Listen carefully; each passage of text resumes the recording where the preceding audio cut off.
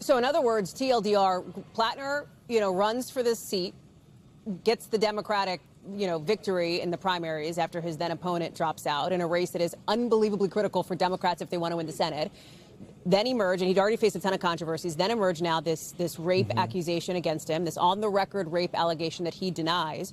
Groundswell of concern from the party, people withdrawing endorsements, calling him to drop out. We don't know if he's gonna or not. If he does, though, it's not like things get any less messy for Democrats in Maine.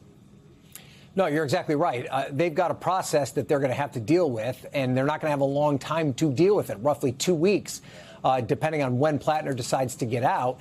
And it does appear as though the party would like to have some sort of an open process where people would be able to jump into a race of some sort, that there would be some effort to allow them to make their pitch, and that there would be some input from rank and file voters, not just members of this executive committee, whether it be through a convention or some sort of a caucus. That seems to be what they're trying to figure out. And that's part of what Platner wants to see as well. He doesn't want this just picked in a back room of some kind. But all of this is really tricky, and there really doesn't seem to be a clear path forward as of where we stand right now.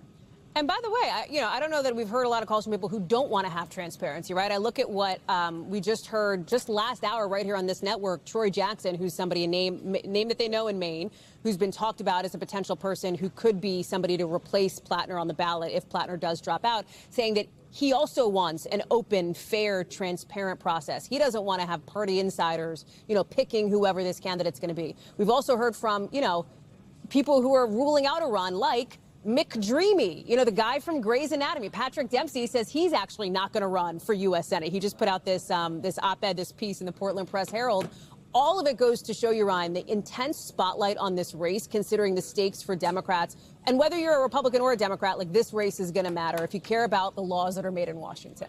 To be clear, you're not talking about me, McDreamy, right? That's Patrick Dempsey. That's a different guy. I think that was clear. Yeah. Yes. OK, great. Well, he does have deep Maine roots. There was a rumor that he could potentially have been a candidate, but it was very much a rumor. He just released this op-ed in a Portland newspaper declaring that he is officially not in the race. But to be clear, Hallie, he definitely considered it. He was thinking about it. And that would have been a very interesting dynamic if someone of his celebrity decided to jump into the race. And I probably would have had a lot more competition for my job as a Capitol Hill correspondent by folks that would want to be up on Capitol Hill to get close to McDreamy. That's all I'm going to say. We thank you for watching. And remember, stay updated on breaking news and top stories on the NBC News app or watch live on our YouTube channel.